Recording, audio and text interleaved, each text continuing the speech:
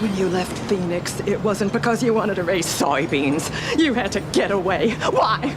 Why? Was it because you wanted me and it burned inside of you? I beg your pardon? Come back to Phoenix. Stop this madness. Let me in on whatever mission this is that you're doing. And you know who I am? Of course. You're Keith Kincaid. You've come down from Wyoming with your damn UFOs. You bastard! Bastard! Bastard! Because you prefer alien love. Alien love? Why'd you say alien love?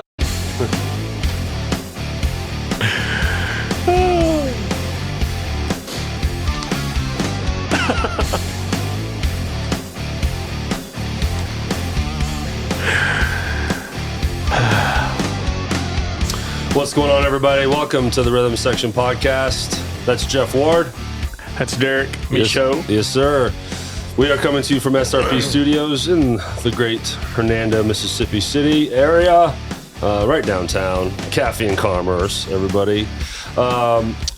Yes, this podcast is about the wonderful Memphis music community, and me and Jeff are having a lot of fun getting to know this community more and more every week, between people coming in here and you and I going out in the wild and checking out all these bands. And so I checked out our new band last night. Well, new for me, Pulse, the Pink Floyd tribute band. We're going to be talking about that. And we're going to be talking about Jeff Ward filling in for Jacob Turner and playing with formerly known as at Neil's. We're going to get into all that. But before we do that, Jeff, where can people find us? Facebook and YouTube for the video. That is our primary way 6 p.m. Central, baby. Yep, 6 p.m. Central on Mondays. And then we got all the audio platforms, Stitcher, Spotify, Apple, what's the other one? Pandora.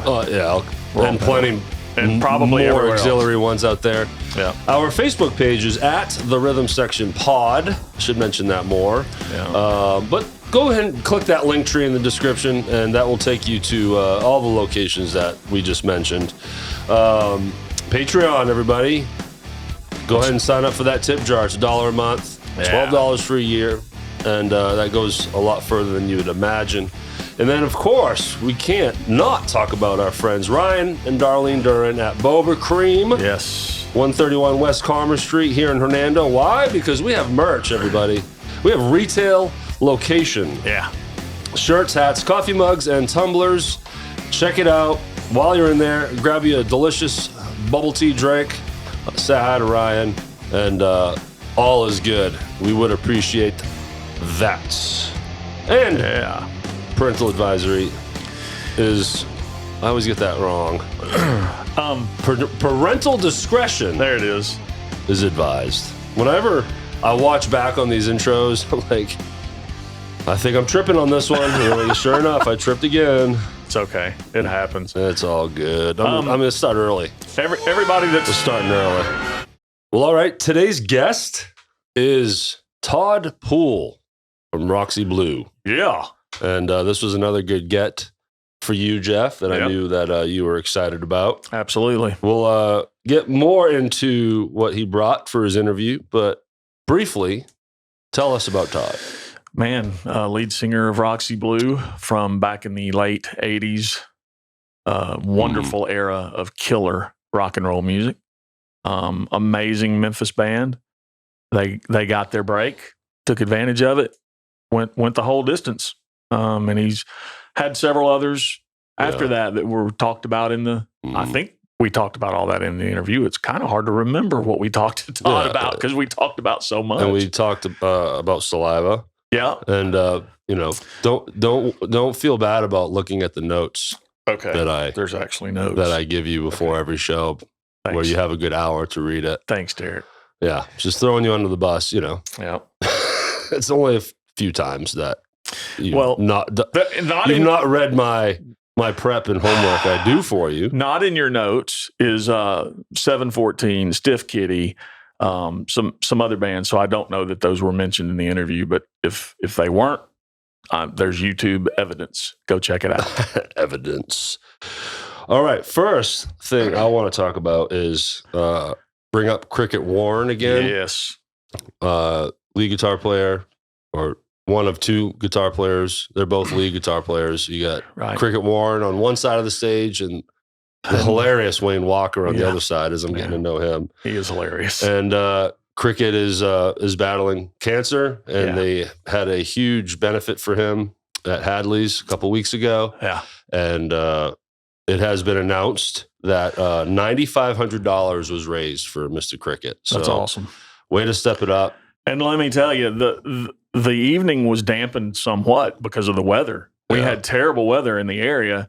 There's no telling what might have happened if we'd had great weather. Yeah. You know, we might have raised even more money. But it was awesome. Thanks to everybody who was involved in that. Hadley's and Steve Owens and Rick Hale. Yeah. That's the one. So many people did so much to make this happen, and it's awesome. Yeah, and the weather was a bummer. That's why I couldn't go. You know, being in Hernando, storms are going right through here. Even Steve Owens, the one that put all the work in to set this whole thing up, had to leave. Yeah. And then Katrina had to go home because their house was hit. Yeah. You know, real damage. So it was unfortunate, but it pulled through. $9,500. I'm sure that's, you know, going to go a long way for Cricket and his family. So, but as I mentioned in the last episode, you know, if you know Cricket, thoughts and prayers still, because he's still got a road ahead of him. Yeah, for sure. And look, thoughts and prayers to everyone who experienced that weather and had damage, because it affected a lot of people. Absolutely. All right. Now let's move to a super amazing positive. Okie dokie. Mr. Jeff Ward, everybody. My good friend, my much older brother. Thanks for that. Got an amazing opportunity. As we're recording this on April 9th, on Sunday, April 9th, this past Friday, Jeff got to fill in for the great Jacob Turner, drummer for formerly known as, and you guys played at Neil's. Yeah. And that was a big deal, and let's talk about it. Yes, so I remember you texting me about it, and then you went into full woodshed mode. Oh, dude, I was out of pocket for several days. You worked your tail off for that. I did, and still made some screw ups, but that's okay. It's part of the game. Let's talk about all your mistakes. Let's can we? do that. Yeah. Well, I don't know if we got enough time. It was a great show. It was so much fun. Sean Few is such a great front man. He knows how to talk to the crowd and keep them engaged and keep things moving. And flanked by two phenomenal guitar players, great Julian and Seth. Yep. Kirkendall. Yeah, we got it right. And got it right. They all made me feel so comfortable and so it was just a great atmosphere. Mistakes didn't even matter. Sean, he told the audience he could hear me back there cussing, but nobody else could. I was screaming loud enough for the guys in the band to hear me when I screwed up, but it was a lot of fun. Sean's a comedian up there on that mic. He is. You know, he tried to moonwalk on carpet. It didn't work. Well, with that said, the reason why he was trying to moonwalk to Billie Jean is because I was up there playing it on the bass. That's right. So he was nice enough to invite me up. Absolutely. And create a moment where the rhythm section was being the rhythm section. Tons of fun. On the formerly known as show. On Jimmy the Fault stage. was there and got Jimmy up to do a couple of songs, which was awesome because it was perfect timing. I'm not in real great playing shape right now. And after 2+ hours of really killing it, I needed a break. And he called Jimmy and I was like, that's a great idea. Come on, Jimmy. Let's do it. So good fun. And you know this, like I don't like sitting in. It's not that I don't want to play. I hate getting put on the spot. Right. So what was great is there was a little prep on the front end, a little bit. Sure. I got the set list and he's like, pick some songs that you know. Right. And that was nice. And no offense to previous bands or some of the bands that I still kind of play in. I'm so tired of country music that I picked Billie Jean and Brickhouse. Oddly, I did pick another country song, but it's Tennessee Whiskey by Chris Stapleton, which is different. I love that bass line. It's a standard song really now, but it's still fun and people love to hear it and it's fun to play. And selfishly, it's a really fun bass line. Yeah. It's repetitive, but it's fun. So I was like down with that. But then I was like, I need 2 dance songs. I need to get up there and just lay in on that. So that was a good time. And then I think we ended up playing, then he threw Hands in Your Pocket. at Yeah. us, just the just the jam. Yep. So thank you, Sean, Yes. for giving my brother a chance, letting me come up and sit in, have a good time with y'all. And Julian and Seth, yes, you guys are awesome. The whole band's great. It was just good vibe. Well, maybe do it again. Who knows, Sure. So awesome job, Jeff. Thank you, Congratulations on that. You did a great job. And so did you. It was fun. Yeah, well, I mean, I sat in, but you had to do some serious woodshedding. It was. And you put a lot of work in there, and you're like me, where you want to learn the parts right, and and do the best you can, and you did, and Cool. I saw, behind the scenes, I was kind of, I had an eagle eye view of you working, Right. So I want everyone to know that you put the work in, Cool. Thanks. But that mistake. No, that 5, 6, 8 mistakes. No, it was several. great. All right. So your Saturday night was without me. I was resting up after, Sean Fuse laughing when I say I had one gig on Friday night and I was tired. That guy played Friday night, Saturday morning, Saturday evening, Sunday morning. Sunday church. He's just a little busy. But yeah, your Saturday night, you went and saw Pulse. Pulse, the Floyd tribute band, finally at Neil's. Yeah. I mean, even if you're not a Floyd fan, you have to respect. I mean, Sure. they're amazing. It's 9 people up there. Wow. Drums, 2 guitars, bass, a singer that just sings, keyboards, and then 3 female backup singers back there. Right. Sorry, I don't have all the names. Right. Bias, Selfish, Jeff Robinson on bass. He crushed it, man. Yeah. Great tone. The Roger Waters bass lines, are pretty simple for the most part, but critical, and just the way it grooves with Nick Mason, who Louis Leibovich was on drums. Yeah. And they were just a great rhythm section, Yes. So then, of course, Josh Haynes up front, killer, and I don't know if you remember it or not, but I met Louis. We had Mark lunch Goodman with Mark Goodman one time, and Louis came to lunch, and that's where I met him and knew him from. And I've spoken to Louis at a Pulse gig now, and seen him in Neil's, and he'll eventually be on this show with so many others. Yeah, he asked to be on. Hey, have me on sometime. Did he? Yeah. And then the names I do know outside of that also now is we got Melanie Pierce and LaShonda, 2 of the 3 backup lady singers back there, crushing it. Sorry for the 3rd one. Yeah, I can't remember. I don't know your name, but they're going to be in soon for an interview. So being a Floyd fan, is next level, because you get to sit back and appreciate the music being done well, and it brought me back, right? Because my Floyd phase was strong, but many years ago. Yeah.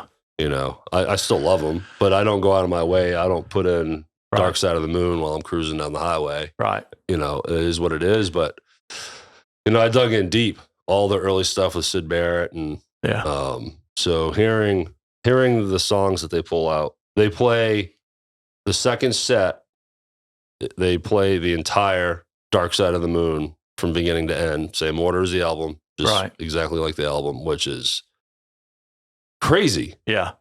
But that's not easy. Well, and look, I never had a Floyd phase. Yeah. I didn't go through one. I've heard them casually whenever it would come on the radio. And at some point I saw the movie, The Wall. The Wall, yeah. And so I casually listened. Yeah. And this really will speak volumes about this cover band. Going to see them, I love them, even though I've never had a really intense Floyd phase.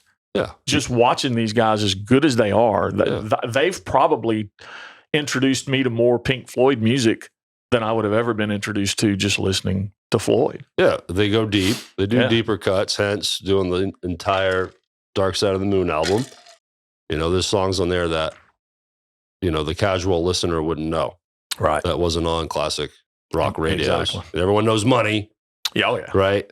But there's songs in there that the fringe listeners wouldn't know. So you get to hear the deep cuts. Stuff you normally wouldn't listen to. Which then, going back to the fans, makes you respect them even more. It's like, right, awesome, going to those deep cuts. So it was a great time. It was great catching up with you, Josh, Melanie, and LaShonda, and Louis. I was able to talk to y'all. So that's it for that. That was Yeah. my Saturday night, and both nights I stayed till the very end. That's kind of my thing now. It's like I don't want to leave. Right. You know, it's just when I go out now, I'm kind of broken in. Right. You know, now we've been very consistent. Yeah. Going out as much as we can, and then now to hang. I just want to hang till the end because it's another opportunity to talk to the guys that are playing. You know, gotta mention next on the 15th. We're going to have another show that we will definitely stay to the end. Great Scott! That is Fever Tree. That is behind us as people watch this. It sure is. That was 2 days ago. Damn it. Are we going to edit that or are we going to let it go? No, we're going to let that go because I want to use... Great Scott! I know. I want to use that sound. Well, okay, so let me rephrase. That was a damn good show. That was an awesome show. Shut up, man. Fever Tree killed it. Tora was awesome. Yeah, they were great. Do you remember that part? I do. You know what part I'm talking about, right? I do remember it. It was a good part. Okay, so I screwed that up. All right. That's all right. One other thing I want to mention, and we're going to get straight to Todd's interview. I always like to throw out names of artists that people may not know, stuff that I just kind of happen across when I'm surfing YouTube or whatever. Couple of great country artists, Cooper Greer and Kanan Cox. These guys, I believe they have some sort of a affiliation with our friend Brian Fagan up in New York. And just super music. I just listened to a couple of one Cooper Greer's single Back Around on YouTube. And then Kanan Cox has got a song out called Twice. That's phenomenal. So if you're looking for new music and new artists and you're into country, modern country, check these guys out and see what you think. Awesome, man. I love how you push these different bands and artists out there. Yep. You know, everyone needs that love and that help in this day and age. It's very noisy out there in the socials, and it's hard. It's hard to break through. And how hard is it for an original artist to actually make it now? I mean, not that anything that I say is going to help that, but if I can just get them 2 listeners, I'm happy with that. Nowadays, it's hard to define making it. Yeah, that's very true. You know, back in the day, it was getting that label, and the record deal, and more traditional way. Now, you know, you can make it without a label. True. Or just get a big audience, you know. And another thing that a lot of people may not realize is that you can see artists out there now that really look like they're doing well, and they're not making a dime. Right. It happens. People spend a lot of their own money to get noticed. Go say hi to the Fast Mothers and Fever Tree and Elevation Memphis and fantastic bands that are they're struggling. They're not nationally recognized, but we certainly think they should be. Yeah, when it comes to the original side of stuff, you gotta invest in it. So there's that. All right. Well, speaking of original bands, let's talk Roxy Blue. Let's do it. So you were a huge fan back in the day, right? I still am, but back in the day, it was a big deal. Their first album came out, Want Some. 90, 89, 90, 91. 90 or 91. Yeah. May have been 91. Yeah. And of course, grunge comes up in this interview. Yep, it does. You know, pretty common thing. Not unfortunately for grunge. Again, big fan over here, but unfortunate that it just bummed a lot of people out. Now, their current lineup of musicians is phenomenal. They have got a great group, but the original group was a little different. The only show that I saw them play live back in the day with their record deal was at the Daisy. All the original members, and Todd Poole and Sid Fletcher, the guitar player at the time, had more energy than, and Josh too, the current bass player, still plays bass for them. Super energetic. They were all over the stage. I have no idea how they didn't have a heart attack right there because they were just insanely good and just so energetic. Well, I'm sure they were leading a healthy life. Yeah, well, most musicians do. There's never any alcohol or drugs involved. Never. So we also talk about Saliva, right? Yeah. How we helped found Saliva. But in terms of Roxy Blue, the genesis of how it started, their record deal with Geffen. I mean, they got signed. It's a big deal. Geffen. Yep, that's a big one. Pretty good.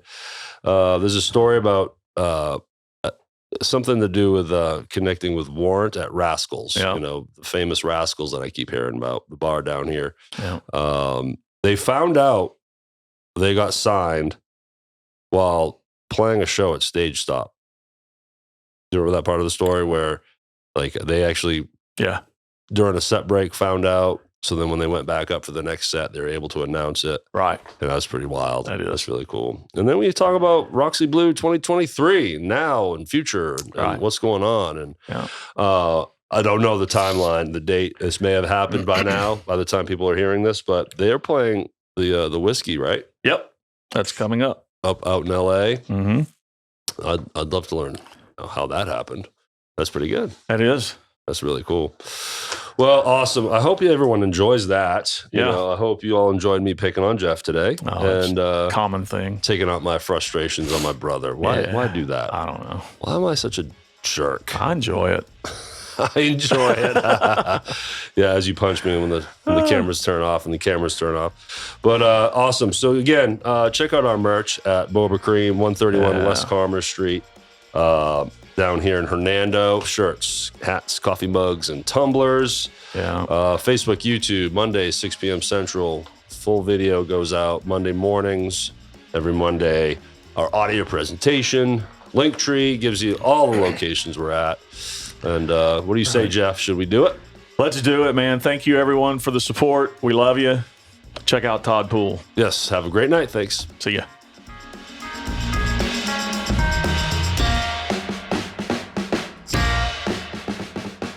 Todd Poole, man, thanks for coming down here. We appreciate it. Well, it took a minute, didn't it? It did, man. I mean, we were scheduled for so many times, but I'm glad to be here. And I think what you guys are doing is incredible for Memphis music, letting people see what's going on in Memphis, man. Everybody from cover bands to original bands. Absolutely. And man, it's awesome. I've been following y'all. I try to watch as many as I can, but I'm so busy. But I've caught a few. I know the people y'all are getting on the show, which is really cool. That is cool. I did watch Pete Mendelo's all the way through, and I think I saw who else? I saw Motley. No, we hadn't had Mott in yet. Mm-hmm. Nope. No, it wasn't that interview for this one. I've seen a couple of them, That's cool. But man, I just love what y'all are doing. I think it's what Memphis needs right now. I mean, it's kind of cool that y'all are touching down on a lot of local stuff and letting people kind of find out what's going on in the local scene. And I mean, that's awesome. Everything we're doing is what we envisioned, and in theory, interview local musicians. Right. We didn't know that it would catch on like it did. Man, it's really cool. And everybody, it seems like I don't get out a whole lot unless I'm playing or whatever, but from what I gather, it's kind of the talk. You guys are kind of the talk. Everybody's talking about you guys. Well, that's good to know. Jeff, finally. Everybody. Jeff is popular. Yeah. That's the took a long time. And then, in all respect, it's just the Memphis ego. If you can't be in a, people always used to say, well, man, that guy's got an ego, or that guy. Look, man, you can't be a musician unless you got somewhat of an ego. I mean, you have to have, you know what I'm saying? You got to have somewhat of an ego. Well, let's face it, everyone's on stage to be looked at. Sure. Right. Sure. And we knew immediately when we had this idea, we talked about it. And we said, we won't have any trouble getting guys to come in and talk about themselves. Oh, no, not at all, man. I mean, people are looking forward to getting in here and just letting everybody know who they are and what they're doing. And you should. I heard a saying, if you're not willing to promote yourself, then who will? Yeah, you have to. You have to. Yeah, self-advocacy. Yep. Right. For sure. Well, all right, Todd, let's start digging in here, man. Let's obviously everyone knows you as the singer for Roxy Blue, right, and then the drummer for Saliva. And founded that band. Actually. Co-founder. I don't want to say I was the only guy. Sure. But. Right. So I found this what was it? I found this article VW Music. Some article someone interviewed. That's how I was able to kind of dig up some info on you, and I think all you had to do was call me. That's true. That's true. Oh, for the Roxy stuff. Yeah. So let's start there. What was it that was what's the genesis from your perspective on Roxy Blue instead of just this article I read? Well, I don't know what the article says, but man, you know what I mean? Like, you know, how we came about and all that. Yeah. Well, it's weird because Roxy never approached anything and I'm saying this with respect, with all respect. I'm just saying, we never went in to be a cover band.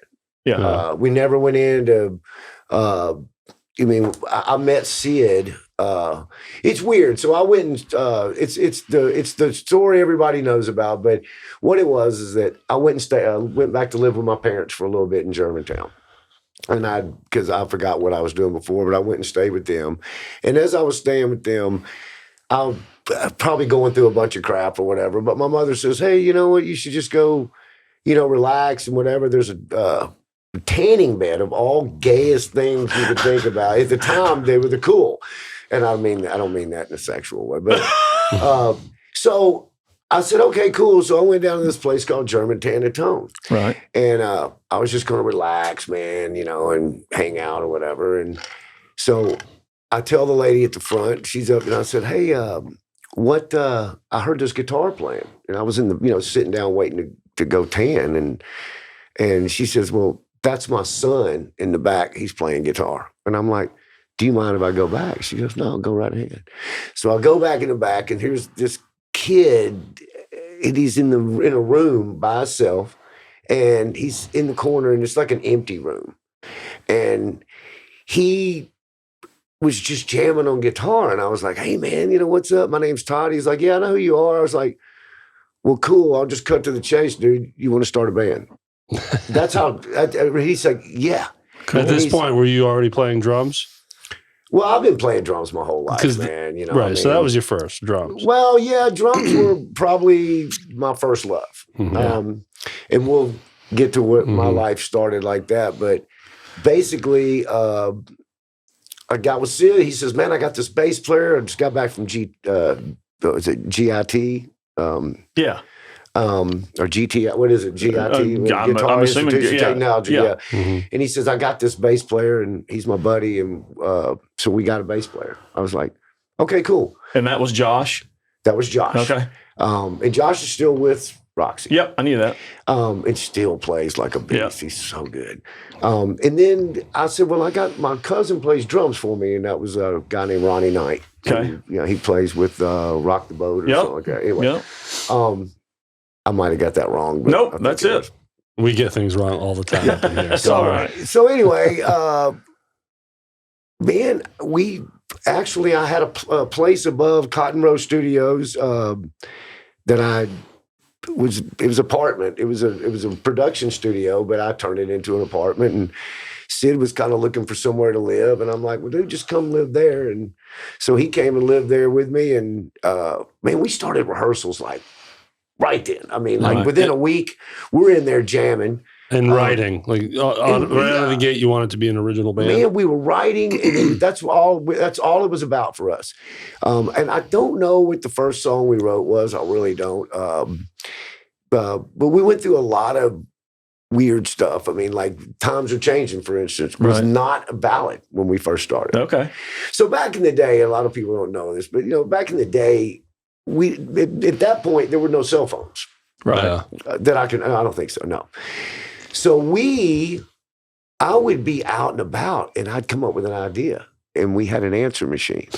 And this is no lie. And I would call my house or call our place where me and Sid lived, and I would leave a message of, you know, humming, you know, I'd be happy, you know, like, da da da da da da da da, you know, for Rockabye Baby. And that's honest to God truth. And I would do that. And then Sid would get home and do his thing, and then he'd hear it. Right. And then I'd get home. He's like, hey, man, I got your message, man. I've been kind of working on it. Working on which one?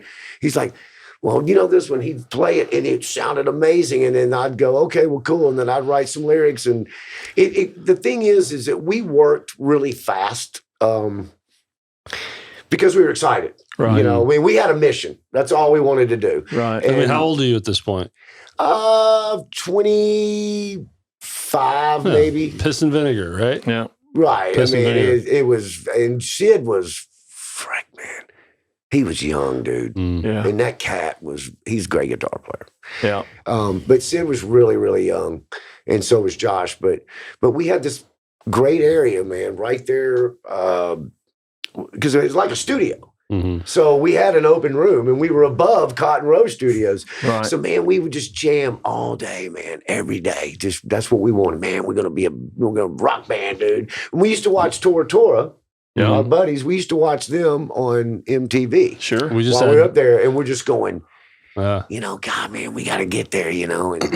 And We just had John Patterson in here last week. Yep. John, great guy. Yep. Love Fever Tree, love Tora. Yeah. So here we are, this band that we're going to do something, we think.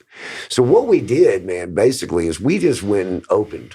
We wrote songs, and then we went and opened for any band that would have us, man. I mean, it was that way with us. That's all we did, man, is open, man, for anybody that would have us. And then one day I remember we couldn't get a gig. I was trying to get a gig, and I was talking to my friend John Buchanan, and I'm like, dude, I'm upset, dude. I can't get a gig, man. I can't get nobody. We can't open. What's up? He's like, look, dude, you guys aren't an opening band. Yeah. Okay, you guys got a headline. And I'm like, headline? I'm scared to death. I'm like, what do you mean? I'm not going to headline. He's like, yeah, dude, you got a headline. So we were scared. So we did our first headlining gig, and dude. Where was that? Yeah. Do you remember?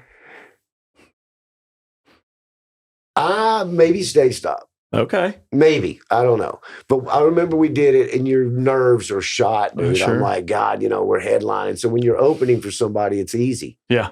Because all you got to do is go out there, and there's no pressure. The whole time you're waiting for that your Right. last set, you're watching all these other bands play, and you're just waiting and waiting. Right. And but when you open for somebody, there's no pressure, because if you do great, then great. And if you don't do good, the band behind you, you know. So, but we always went out to dominate. I mean, that's how we were, man. I mean, I always tell people, to me, being in a rock band is kind of like a prize fight. And I don't mean that in an egotistical way. I just mean, you know, if you're going for it and you want that, and that's what you want your life to be, then you got to go out to win it. Sure. You got to swing. Yeah. You got to win it, you know, because there's other people out there that are going to do it. I mean, you know, they're going to practice more than you. They're going to do this. So how long was your set? You know, and all originals, right? Yeah, we usually tried to play about an hour.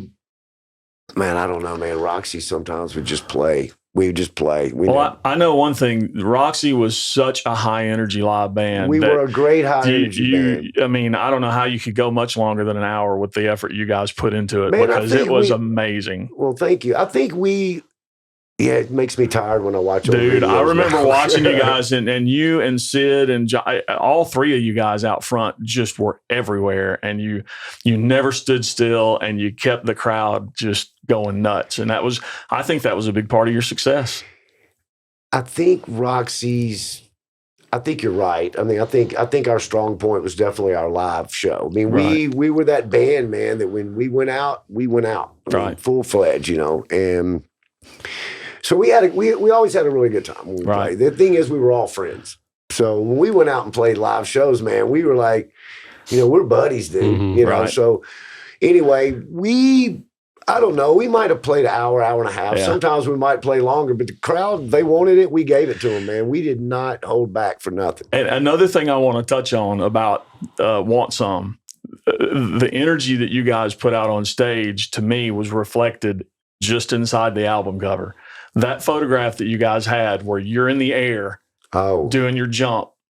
I can tell you a story about that. But that was you guys live. You did that kind of stuff. Honestly, I don't know how you didn't break your neck. Actually, to be honest with you, I was doing that. I did that till I think the last show I did that was with Warrant a few years back. Yeah. In Chattanooga. Recently? Oh, yeah. My wife has it on video. How'd it go? How'd the jump go? The jump went good, and I got to tell you, man, that I got to tell you, the thing is that the takeoff, I had to jump off these boxes because they didn't have a riser for us, and so my guys built these. I had these ego boxes, and they built these boxes. They taped them together. So my wife, Amy, was like, Well, when you do it, you know, you should be smart. You should do it at the end of the show and just do it once. I was like, in case you break an ankle. you know, telling me that is like, okay, whatever. So I decided to do it at the beginning. I did it in the very first song. Yeah. It was off the first record, the newest record we had done at the time, Silver Lining. Right. And I jumped off that thing, and she said they were all in the audience, and the place looked like Minglewood. It's an awesome place. And I jumped off that thing, and she said I disappeared because I kind of lost my balance when I did it. And I went down, and I kind of went below the monitors. Right. And I popped back up and kept going. And the landings are getting harder, dude. I would say so. Yeah. I think that's the landings. Can you do you still got the split? Or is it a No, little dude. 45-degree angle on that? Dude, the deal is if you're gonna do it, you got to do it. I don't do the half mass, and you know my knees are bending and all that. I don't. If I'm gonna do it, and I got pictures of Kevin Jackson took a picture of me and at Bret Michaels' show at Bank Plus Amphitheater, and I did it, and he's just happened to get the shot, and it's like I'm hyperextended. It's crazy. And I'm 50 at that point. I think I'm taking a guess, 50-something years old, but it don't matter anymore. How old are you now? Does it matter? It don't matter. It don't matter at all. I'm actually 58. Yeah. Are you serious? Yeah, I wouldn't think I know that. I look good, don't I? So no more splits. No. No more jump splits. I don't do splits anymore. I don't do them because of getting hurt. Mm. And my doctor did tell me my back was kind of hurting, and he kind of went and watched my videos and stuff and saw the stuff, and he's like, you can't do that anymore. But I don't do it because that's not really who we are anymore. Yeah. I mean, people kind of expect it in a way. Mm-hmm. So you go to the front of the riser and you're like, oh, I got to give them what they want. Hey, dude, you get to a certain age, it don't make a damn what people expect. Right. You just can't do it. Well, right. That's my point. I I couldn't got even to get a off point. the It's like, I ground. want to be able to walk tomorrow, you know? Yep, absolutely. But anyway, that's kind of Roxy's live show. You know, me and Sid and Josh too. Yeah. You know, running around like crazy. Scotty T's back there just going nuts on the drums. Right. It was that kind of band. And here's the deal. It was always like that. Yeah. I mean, we never let down. Every show was balls to the walls. Right. Man. That's how we were, man. And we took pride in our live show. And I think that's one of the main reasons that we ended up doing Squeezebox on our record. I never liked that song. I never wanted to do it. And my cousin was the drummer at the time, and he's like, man, we should do a cover on it, and Squeezebox. And I listened to it. I'm like, that's horrible. He's like, yeah, but we're going to do it our own way. Yeah. Tom Zutot from Geffen heard us at a live show, and we did that song, and he's like, that's going on the record. And I'm like, really? He's like, dude, so even we opened for Cheap Trick. Let's backtrack a little bit. Yeah, I'm sorry. Now you touched on I can tie it into everything. You touched on Geffen. That was the next place I wanted to go to. Okay. So how did that come to be? Wow, good times. So Geffen came to be because back in the day, it was different. So back in the day, you got a buzz going around town. Right. That was the way you got a deal. I mean, it was just different than it is now by far. Oh, for sure. But back in the day, what you did is you just went out, you played gigs. And like I was saying, man, Roxy was playing any gig and every gig we could get, man. That's all we wanted to do was play gigs. And back in the day, we created a buzz with we had a lawyer named Jim Zumwalt. And he was massive. So he kind of started a buzz with us. And, you know, I was telling you about us being upstairs at the, Nico heard us. Nico Lyris was downstairs. And once he heard us, all we did was just go downstairs and start recording. And that's where we did all our demos. So we Pretty were right convenient. Very convenient. Very cool. So he and Zumwalt kind of got the band rolling. And so we kind of had a buzz going around town. Every show was just jam-packed. So we kind of had that cool buzz going. So, I mean, and we were just living life, dude. Mhm. Yeah, Yeah. that's all we were doing. So did they send? I know another band that I was close to. I know that they had I guess you would call it a showcase where somebody from the record label comes out and watches you perform. Did you guys have that happen? Yes, actually, a lot. Okay. So what happened at first? We started getting some interest, and so if they had so it was kind of a weird situation. So we were just playing, man, and then Zumwalt would say, "Hey, man, I got so and so coming out to see us." So we had some people pass on us, Right. but it really came down to this. We had the night we got what really created our buzz is this. So we were about to get a record deal, and we were playing at Rascals, little bitty bar. Y'all know of Rascals. Been there many times. So it was a late night bar, and we were playing Rascals one night, and Haji, our friend Haji, said, "Hey, dude, Janie Lane from Warrant is standing over there, and he wants to talk to you. He loves the band." And I'm like, "Yeah, whatever." And I wasn't a Warrant fan at the time, Yeah. but I went over and talked to him, and he's like, "Hey, yeah, man, I love what y'all are doing. We're playing tomorrow night. Would you guys want to come to the show?" So we went, and so I became pretty good friends with Janie. But Janie kind of enhanced the buzz in the industry, that he was interested in the band and stuff. Okay. So that kind of everything was going really good for us. So the night we got signed, we actually were playing the stage stop, and we had Chrysalis, and I don't know, we had 2 labels there. That's all we knew. The place was so jam-packed, we didn't care. Right. Well, Tom Zutot from Geffen had already talked to us before, but he put us on like I don't want to say retainer, but it was more like let me see how you do, and I'll come back and see you in 6 weeks or whatever. Well, but then they had first dibs. So we didn't, we just rolling. So here we are playing, packed house, and we didn't know, we played our show, but we didn't realize that Tom Zutot had come in at the last minute. These 2 labels are here. Right. He comes in at the last minute, and he sits down with Jim Zumwalt. And the story is that he signed us on a piece of paper after the first song. Yeah. So after we got done with the gig, we go back in the back, and the crowd's going crazy. We're going to do an encore. And here comes Tom Zutot to the back, and he says, "Hey, guys, what's up?" And we're like, "Hey, Tom." He's like, "You guys want to be on Geffen Records?" Wow. And we were like, "Yeah." Nah. And we were like, "Yeah." And he's like, "Well, cool. Go out there and tell everybody you're Geffen Records' new recording artist." And man, That's people awesome. were crying. My parents were there crying. I mean, That's great.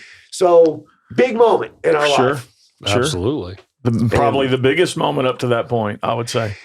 Yeah, and I mean, at least career-wise. this is a guy that's the hottest thing around. Sure. The other labels didn't even talk to us after that because, I mean, this guy signed Guns N' Roses, Motley Crue. So we're thinking, man, this is great. And we like Tom a lot. But I got to tell you, man, the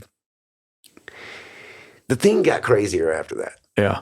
So The thing got crazier, meaning just is it a lot of chaos once you're signed to something? the thing is, we needed a manager. Yeah. And now it turns into a business, well, right? this is where Janie came in and was like, we want our manager to manage y'all. And that's what we were like, okay. I mean, we were cool. And they were going to take us on tour with them. And the tour was actually, you remember the tour with Warrant, Firehouse, and Trickster? Oh, yeah. Okay, that would have been us instead of Trickster. Okay. But we ended up going with Motley Crue's manager. Doug Thaler had just parted ways with Doc McGee after the Russia show or whatever, and he took Motley. Okay. So he liked the band, came in town, and that's what I was saying, like, about back in the day.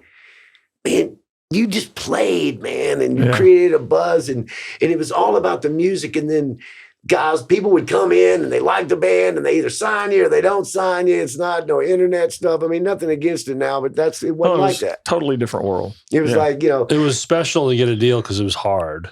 Now you can. It was hard, man. Now you can do so much on your own. Yeah. You can release music on YouTube and Spotify. Yeah, I mean, it's a different world now. But back then you needed a label to get distributed. Well, yeah, man. You know, it's just how it was. And it was great because you got somebody standing behind you doing the thing. But so at that point, we're sitting around thinking, well, you know, who are we going to go with? You know, we had some other guys that passed on us, but Doug Thaler came in. He signed us.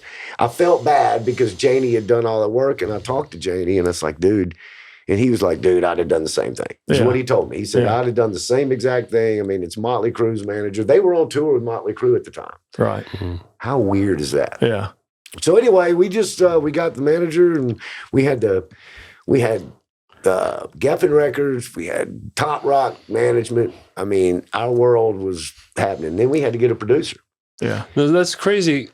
I would think a record deal or a record company comes in, they sign you and help you with those things, but they still just leave you on your own? Like, as far as finding a manager? We didn't have to. Well, Tom Zutaut kind of wanted to work with Doug Thaler, because the manager. That's what he did. He actually said, hey, you know, I know Warrant's manager wants y'all and stuff, but, you know, Warrant's managers and stuff were coming in town, and we were taking them to all the strip bars. I mean, dude, it was crazy. I mean, we were giving them the ride of their life. We had some good strip bars back then. Yeah. There's still some around. Yeah, not like it I was. wouldn't know, man, because I don't do all that anymore. But anyway, so when it came... Amy may be watching. So. Oh, yeah, I can tell you right now, that ain't happening.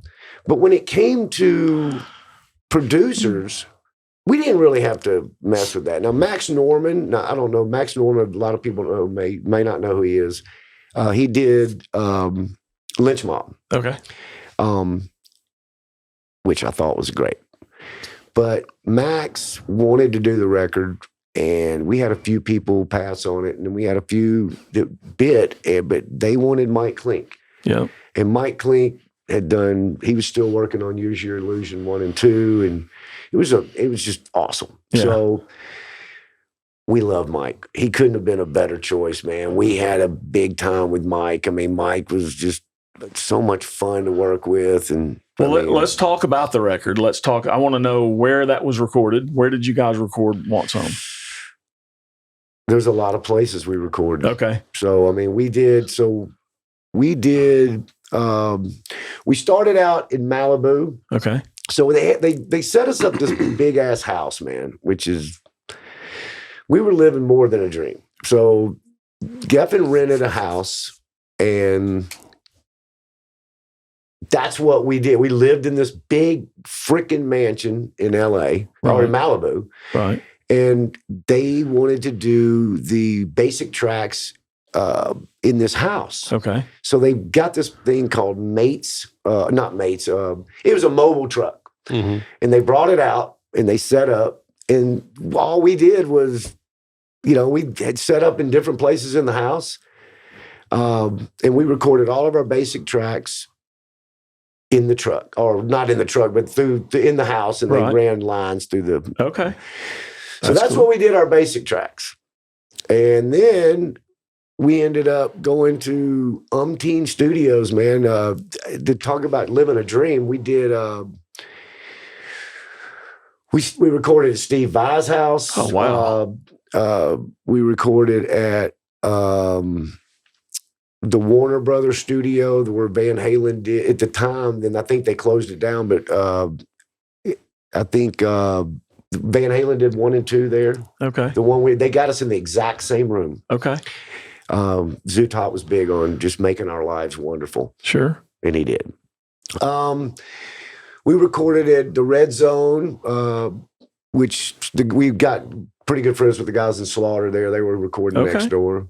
Neat. You guys are just living the dream. Well, yeah, we're recording at all these cool-ass places, man, and just living life, man. And these kids from Memphis getting to do whatever we want to do and having the best times of our life. And,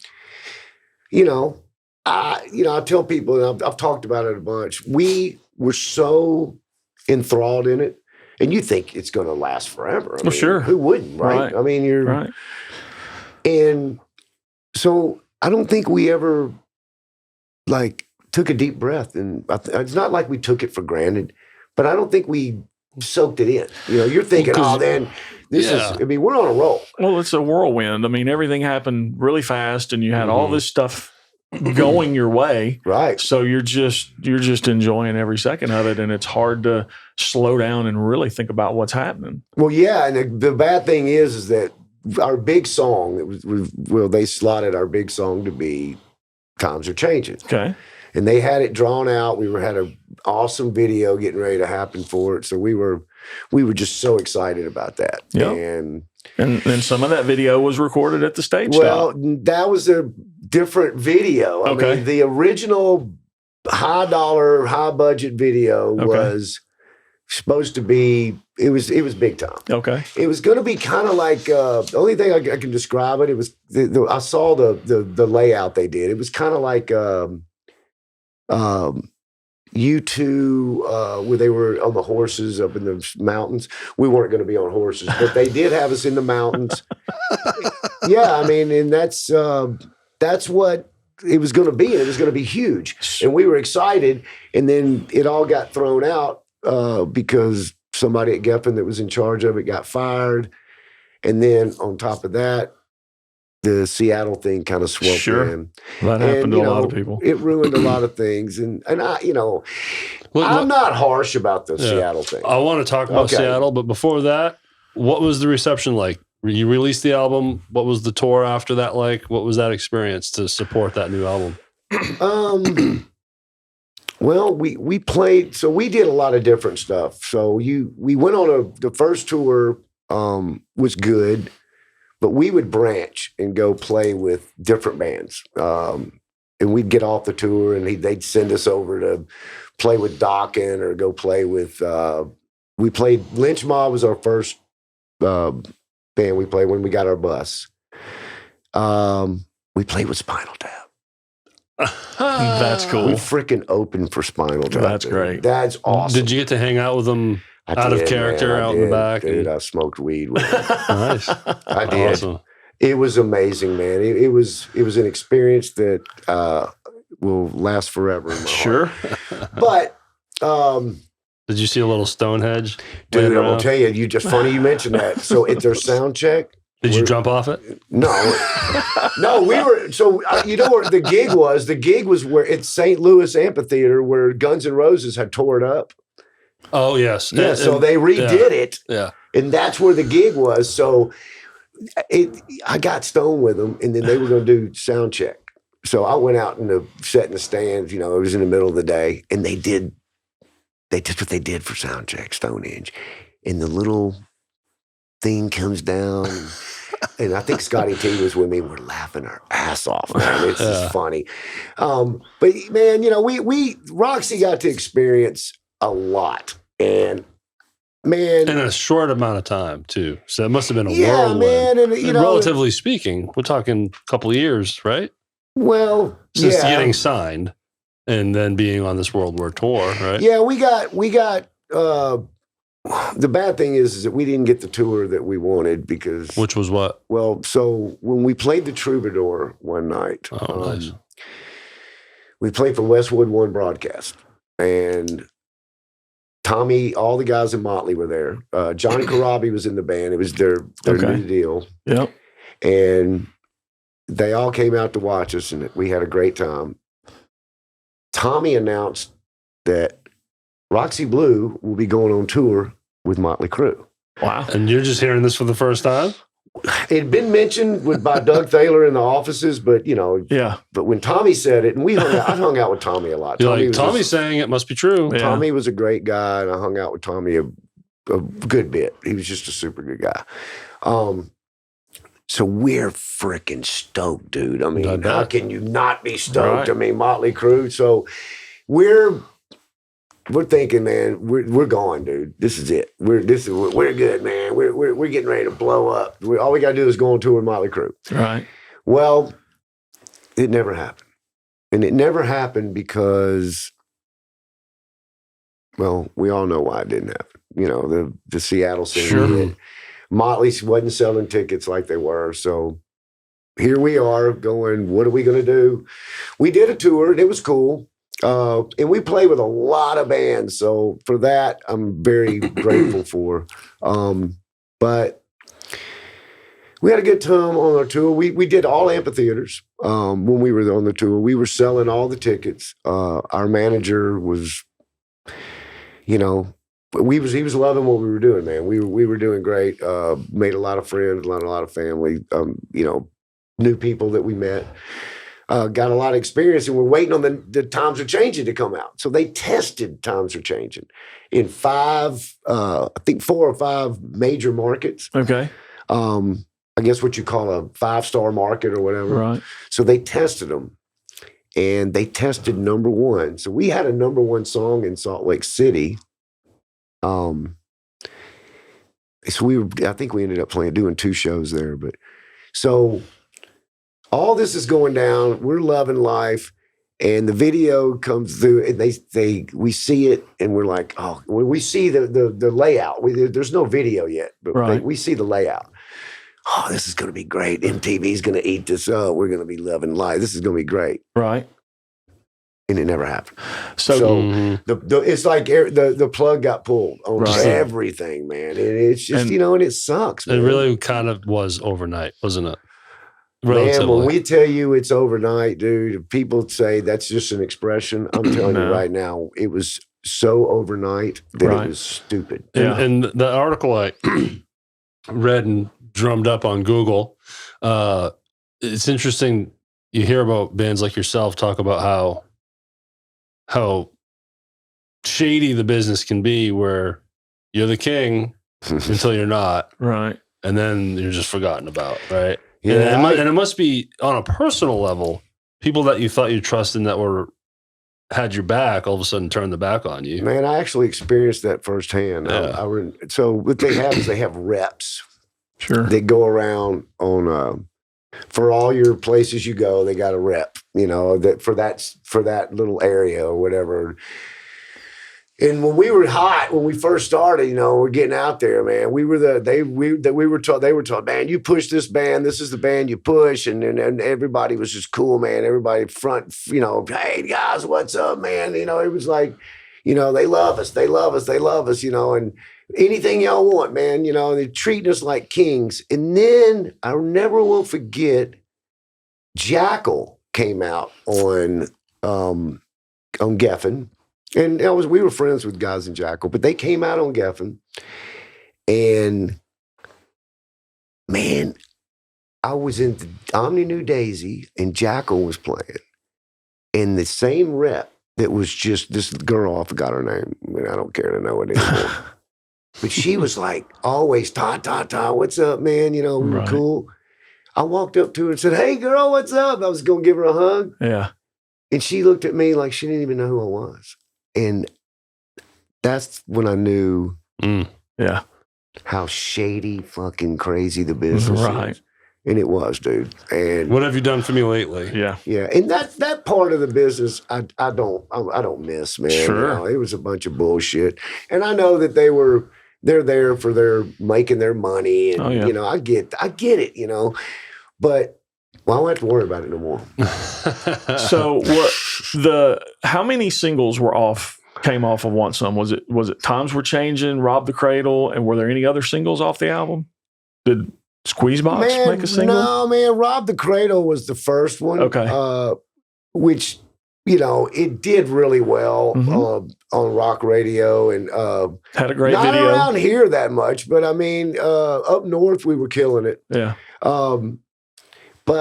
And then we came out with Love on Me. Okay. So what they were doing is basically setting it up for Times Are Changing, and I think they were going to follow it up with. Nobody Knows. Okay. So they had a plan. Whatever the plan was, we were waiting on it.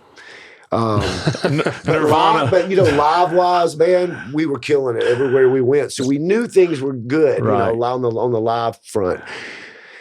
But anyway, Love on Me did pretty good, and they did Love on Me for rock radio, just kind of like a little in between before Times Are Changing came out. And I'm sure if they knew what was getting ready to happen, then and I talked to Tom Zutaut, every once in a while now, and he's Todd, I messed up. I came out with the record too late. And I'm like, yeah, but shoulda, woulda, coulda, man. It's. You don't see it coming. No. What are you gonna do now? I mean, it's over with now. Right. You don't worry about it. Yeah. But I don't regret the run we had. Oh, I wouldn't either. But a lot of people would say, you know, you guys missed the boat. And am I supposed to feel good about being a band that they say, well, hey, this band here was close to being, they were one in the top 10 of the bands that should have made it. Do I feel good about that? I don't know if I feel good about that, you know? Yeah. Well, I don't know how you can not feel great about what you had happen. That's what I was going to say. You know. I feel good and I feel blessed that what we did, we did. So I don't have any regrets on that. And timing, nobody can. You can't predict timing. You know? Can't. Tsunamis sneak up on. I think it's fair to say that if you guys had come out 2 years earlier, that the run would have been a hell of a lot bigger and a lot longer. That's what the saying is. If we would have come out a year, it's like I don't blame Seattle. Yeah, but I was kind of hoping that they could have come out maybe 6 months later and just given me a chance to kind of rock the boat a little bit. Because we were ready, dude. We were excited, and when it didn't happen, I think it took a lot of wind out of our sails. But we tried to keep going. And we did to a certain extent, but things started getting kind of shady, man. We went through a lot of changes. I know Sid, we parted ways with Sid, which, you know, to this day, I think was, you know, even though Sweeney we had fun with Wayne playing in the band. And we were changing because you don't know who you are anymore. Right. You know, that was the hardest thing. It must suck out all your confidence, right?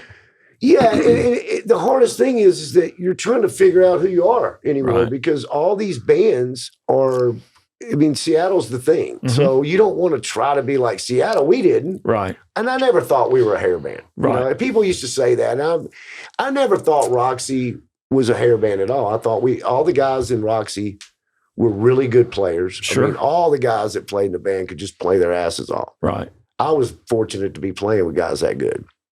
You know, thank God I could write a song, because if not, I would have never been. They would have fired me. I started the band and, well, we're going to have to fire you, dude, because you suck. But anyway, you know, I don't blame Seattle. I think it needed to change. I think that there was I think that in LA, I know that a lot of stuff started sounding alike. Yeah. And I personally think that, you know, Seattle, when I heard it, so how I found out about Seattle was weird. I'm riding around with a guy named Todd Sullivan in LA in his car, and he says, "Hey man, let me play you this song that Gary Gertz just signed this band, and dude, he has a cassette." And he says, it's kind of a good demo, but it's a demo. And he goes, "I want you to hear it." So he plays me Smells Like Teen Spirit. Yeah. And dude, it did something to me. Yeah. It really did. It did something to me that it made me want to throw up, but that's a whole nother. I know, and there's a lot of... I was 14 years old, man. I was swimming in that shit. I loved it. Yeah, dude, I fell in love with it, and I got to tell you, I couldn't get enough of it. Yeah. And it made me want to go re-record our freaking record. Right.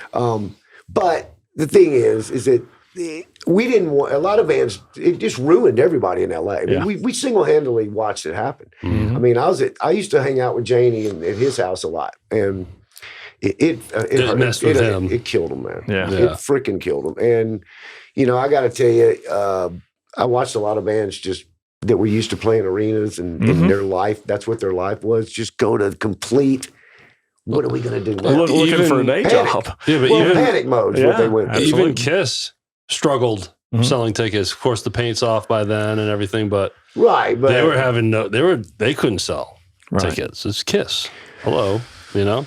Well, the bottom line is I liked it. I hear a lot of people talk about it, musicians when we're out on the road, even now when we're out, and they're like, "Oh, you know, man, you know, I'll be in an interview. Oh, man, you know, Seattle killed it. They know people are so anti-Seattle, you know, the flannel." But dude, I love that crap. In fact, I didn't ever try to be like it, but it kind of enhanced my writing. So I went to a whole nother deal. Well, I think it needed to change. You know, it was getting so saturated. Oh, you yeah. know, like not when I say that Roxy wasn't a hair band. The reason I said that is because I don't think we fit in because we could play. Our guys could really play, so we didn't really fit into that. But I will say that, you know, some of these the guys in the Seattle stuff was kind of like the stuff that I like to listen to because I was into Black Sabbath and Well, there was a lot of Zeppelin. aggression. There's a lot of aggression there. Yeah, it went from being happy to you know, dark, suicide. You know, minor chords and a little but less hey, melody. you know what? Each to his own.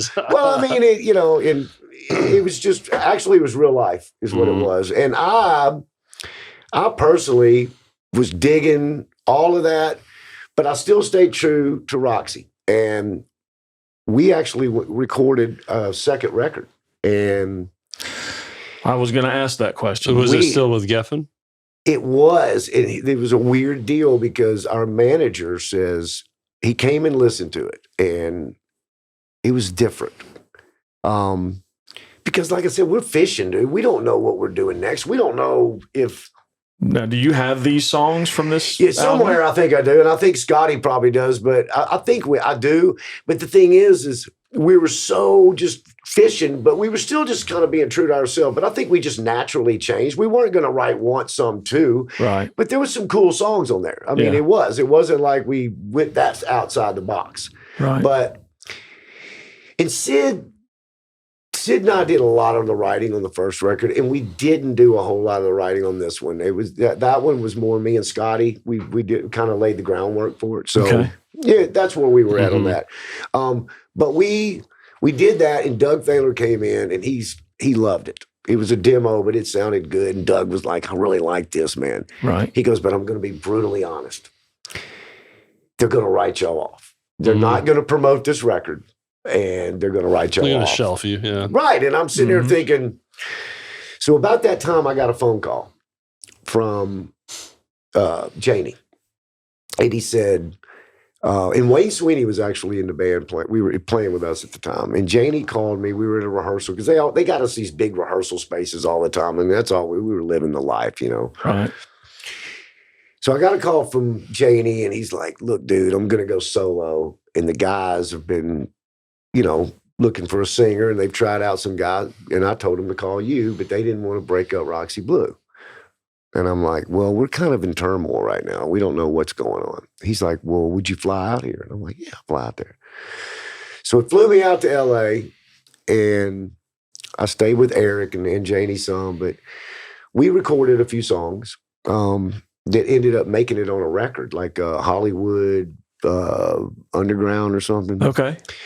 So, you know, that was cool, but you know, this is a true story. Everything I'll tell you is true. This is weird because it sounds like some of the stuff I'm getting ready to tell you, some people are going to say, "Man, dude, there's just no way that happened." But believe it or not, it did. So I got a call. We were going to go out one night. So Joey, a couple of guys from Warrant, and then Tommy Lee. Tommy, and I played on Tommy's softball team. I'd known Tommy from back in the day. Tommy calls and says, "Hey, dude, I'm going to pick you up. We're going to go by Doug Thaler's house. I want to talk to you. We both want to talk to you." I was like, "That's cool. Whatever you want to do. I don't give a shit." I mean, I knew Tommy good, so I mean, it wasn't no big deal to me. Right. So anyway, he picks me up. We go to Doug's house and in Testarossa. And they talked me out of it. They's like, "Look, dude, we like, you know," Tommy's like, "Look, dude, I like Warrant. They're my friends, but man, you're going to end up being known as the guy who took Janie's place, and you're going to have a short-lived career. And you don't need that because the deal is Roxy," he says, "Roxy wasn't known well enough that you can reinvent yourself." Yeah. So that's all I'm thinking right there at that point. I'm thinking I can reinvent myself. Right. So I left. And I told them, "Guys, I'm sorry. I'm leaving. I'm going back to Memphis." So I went back to Memphis, and I think I started a couple little bands like Screaming Jesus or something. I forgot the eras kind of. But eventually, within a short period of time, me and Wayne had a band together. But I started Saliva. Right. I was playing drums again. And the only reason I was playing drums is because the drummer we had to leave. We had a band going, me and Wayne, and the drummer we had to leave because of a personal problem. So we were like, well, what are we going to do? And Wayne was like, well, just, we started writing songs. Me and Wayne, I had this studio at my house, underground, completely soundproof. And we would, I'm just going to be brutally honest, we just did a bunch of drugs. And we stayed up all freaking night. And he and I would just write songs all night long. Right. And you could play as loud as you wanted because you could caffeine, play right? Well, right. And you could play as loud as you wanted because it was completely soundproof. Yeah. So finally we had some songs and somebody said, hey man, you should call Josie and start a band. Josie Scott, because Black Bone was split up. And I'm like, okay, cool. So we called Josie. He came over, and that's how Saliva started. He came over, and we started jamming. And Matt Dees was playing bass the first night. And, and Matt really liked me singing. It was nothing against Josie. Right. But Josie came in that night, and I'll never forget, he just screamed a lot. Yeah. Me and Wayne heard something, but Matt was like, we'd already had a band and everything was sounding good. Matt's like, look, dude, if you're not singing, I got to bail. And I don't think it was anything personal towards Josie or anything. I just think that that's what Matt didn't want to do it. Right. But me and Wayne, we heard something. We knew something was special here. We said, there's something going on here. So John Guttery, who plays with Every Mother's Nightmare, but I don't know what he was doing at the time, he knew a guy named Dave Novotny. He's like, dude, I know this dude. You should call him. So we called Dave, met with Dave, and Saliva was actually a 4-piece band when we first played our first gig. We were not a 5-piece. Okay. Chris DeBaldo he wanted to hear me play drums. So he came and watched us play at the Daisy. And he sat right up front. And he joined the band the next day. And I'll say this too. One thing about and anybody that's I'll just say this for any young people that, want advice, and I don't like giving advice, but if someone was out there saying, I really want to work hard, what's it take? I don't know what it takes to make it anymore because it's different. But I will say this. Both the bands, and I'll just say, I won't say both, 714, we'll get into that too, but I mean, Saliva and Roxy Blue, the one thing that we had in common is that we practiced every freaking day. Maybe not on Saturdays and Sundays, but 5 days a week, dude. Right. I mean, it was because you know why? Because we wanted something. Mm-hmm. We wanted it. We were all after the same exact thing. And that's what it's all about to me. Right. If you get some guys or people or girls, guys or whatever, and you want to be in a band, you want to play and you got to want the same thing. And you got to go for it. Yep. And you can't listen to nobody that tells you can't do it because Lord knows we heard 1 million people tell us we couldn't do it. Yeah. Yeah. So I've always said that getting together and playing songs is the easy part. It's finding 4 or 5 people that have the same drive, the same ideas, and the same desire to do what's got to be done. That's the difficult part. That is hard. That's to me, that's probably the hardest thing is getting the personalities. You're not always going to get along. No. I mean, for sure. That's a given. I mean, everybody knows that. You're in a band, you're not going to get along. But we were all friends. We all got along in both bands. I mean, time goes on and you do go through troubles. But for the most part, it was good times. I don't mean to skim over too much here. Please do. But we're always going to have people back on. So this is not the last time you're going to be on here. So we can dig deeper into other things. I'm a part 3 guy. For sure. But as we wrap this up here, what is going on right now with Roxy Blue? Yeah, 2023. What's happening with Roxy Blue? I know I saw something recently that you guys are going to be playing the whiskey. We are, That's man. awesome. So that's the new news that no one knows about right now. Well, I saw it. So I think the whiskey's got it on. We're getting ready to put it out there. So okay, I hope I didn't divulge a big secret there. No, man. I was going to talk about it tonight. So I got a couple things before we go, and I really appreciate you guys having me on. Yeah, and man. I know we got a late start, and I got a lot of things I'd like to talk to y'all about in the future. But right now, what's going on with Roxy Blue is, first of all, we got a brand new drummer that we're really happy with. His name's Chris Cook. we haven't really made an official announcement on that, but we're really excited about him and the new, the new thing. We're getting ready to start doing some stuff. Also, we got invited to do to headline the whiskey. So the cool thing about it is it's the week of NAMM, and we're headlining the Whiskey Go-Go in Hollywood. So it's us on Wednesday night, and Thursday night is Faster Pussycat, and Friday night is LA Guns. And it's the week of NAMM, and it's the 51st anniversary of the Rainbow. So they're making a humongous deal on this. So we're really excited that they wanted us to play. We have not, like I said, we haven't played in LA since the Troubadour back in 1992. Wow. So we're excited. That's cool. Well, I just want to go on record as letting you know that I have nothing going on that weekend. Oh, okay. So you're welcome to take me with you if you'd Hey, like to. man, you know what? We might need to. Yeah. We might need some folks on this trip.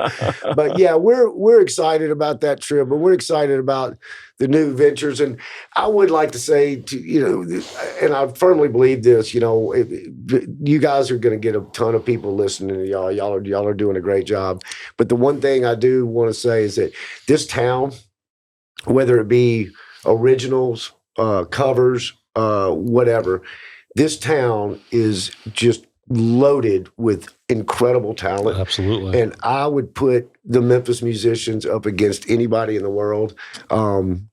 Right now, and Memphis goes through a lot. The phases. 1 minute, for years it did that. It'll go through an original phase, then it'll go through a cover phase. But I will say this, there's bands out there right now that are playing that are so good, and all the musicians are so good. And Josh Haynes probably plays in every one of them. Well, at least This is 75%. as we record this, right in the middle of Josh Haynes week. Yeah. So Oh, I saw that. Yeah. Yeah. Well, Josh is a sweetheart of a guy, and he's, my father-in-law, my late father-in-law, Jimmy Jameson, and that's something we'll touch down to. that'll be interview number 4. He always liked Josh. He always used to tell me, man, you need to get that guy right there in your band.